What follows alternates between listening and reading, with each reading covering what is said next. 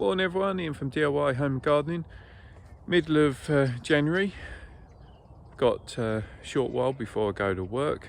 Need to grab some of the kale there. So yeah, thought actually let's just start the year off on a mid-month adventure. So I'll turn the camera around and we'll go and have a look.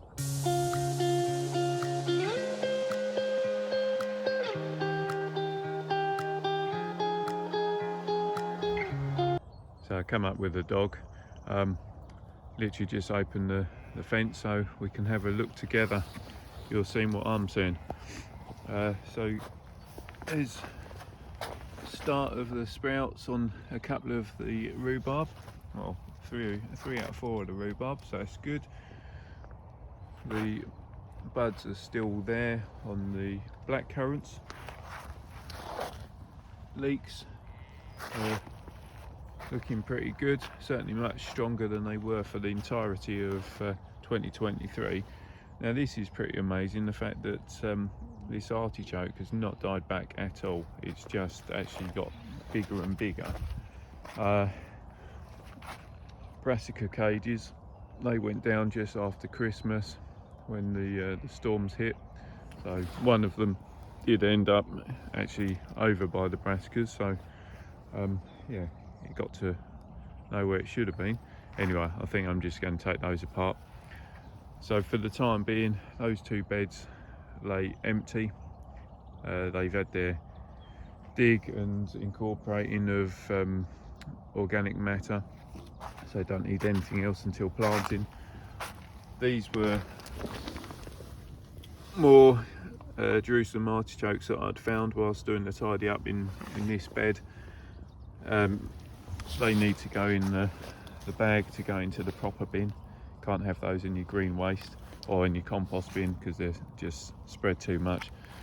So this bed here, the whole thing is full of chrysanthemums. I've cut back on the amount that I'm doing for this year just because they were a bit of a waste of time with all the rust and things, and got the odd sprout, but certainly plenty of strength and growth within the stalls on the plants. This bed here got some good growth already. So these are the banana shallots.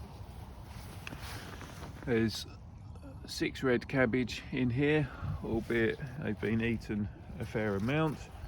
Got the 3 Taunton Dean perennial kale in the middle. That one definitely looks weaker, and then I used up a few odd porcelain garlic within that bed as well. This bed, now this has got a lot of these rubber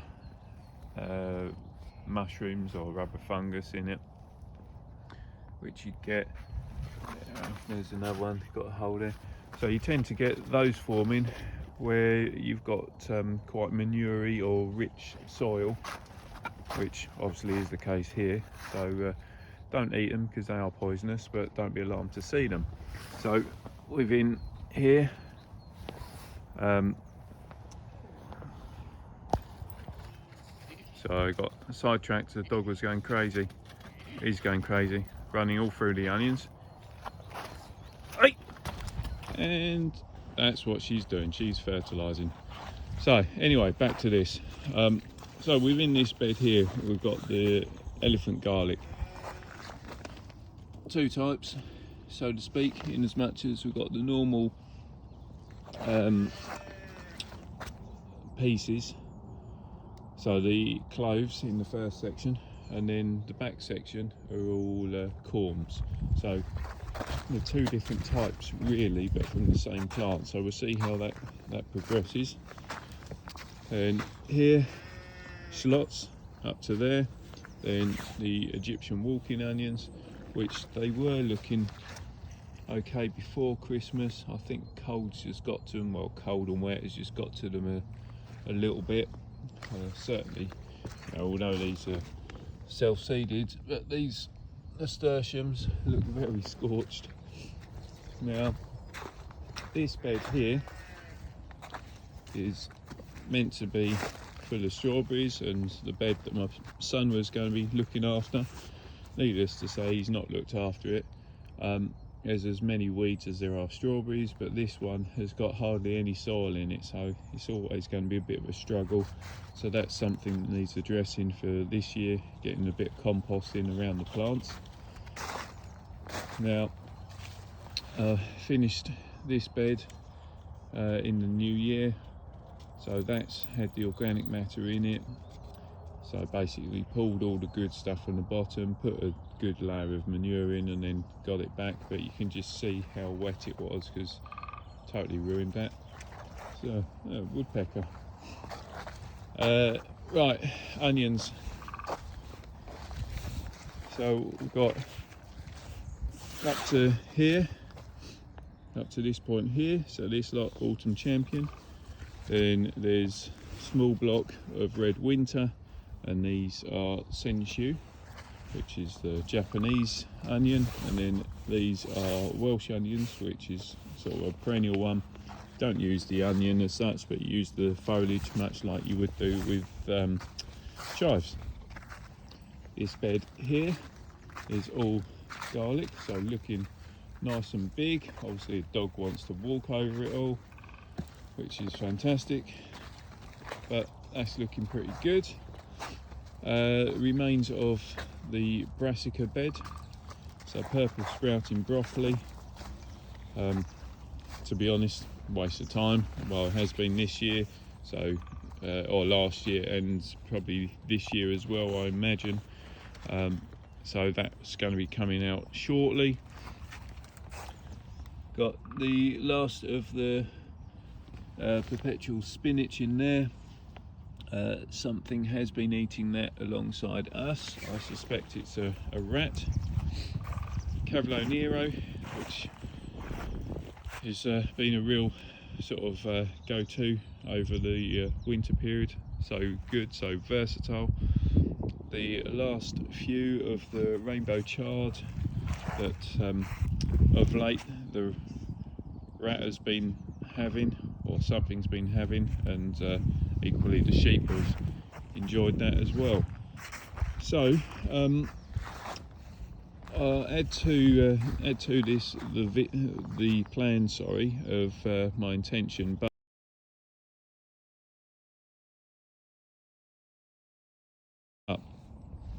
because most of this area is all planted already and already planned out, let's pull one of these. Let's pull some of these, give them to the sheep. Yeah, they love a bit of kale, not kale, chard. Yeah. Right, so because most of this is already allocated, it only really leaves me these 3 beds to plant out. So this central one here, this is going to be allocated for dahlias. Then this one here I'm going to do as the Three Sisters style planting again. So that's going to be a mixture of beans, courgettes and sweet corn. And then this one here, well, this is going to be squash, and I've got a few interesting seeds that I've sown, so that's going to have a few other things interspersed with it, but essentially this is it. And then up the top here, this bed here, well, this is going to be for my first and second early potatoes, so it's going to be a 50-50 split. And the thought being is that come the June-July period, when the potatoes get lifted, this will then be planted out with rotational salad crops.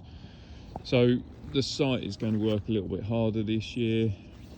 That's really the only bed that I'm not happy with, but you've got to give your children something, don't you? So that's going to remain as strawberries.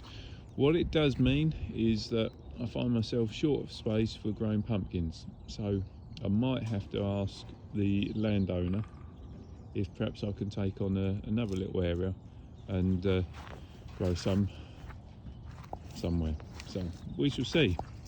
And that's it. that is video done. There we are, both the rams are hanging a bit now. So yeah, video done, mid-January update done. A little bit to see, but obviously a work in progress. So yeah, hopefully you found it a little bit interesting, a little bit inspiring for the year ahead. And if you do like what I'm doing, then please subscribe to the channel. Don't forget to hit that reminder button so don't miss out on the future videos. And yeah, hopefully you'll keep watching a few others as well to see what extra bits I'm growing and developing. So till next time, enjoy yourselves and bye for now.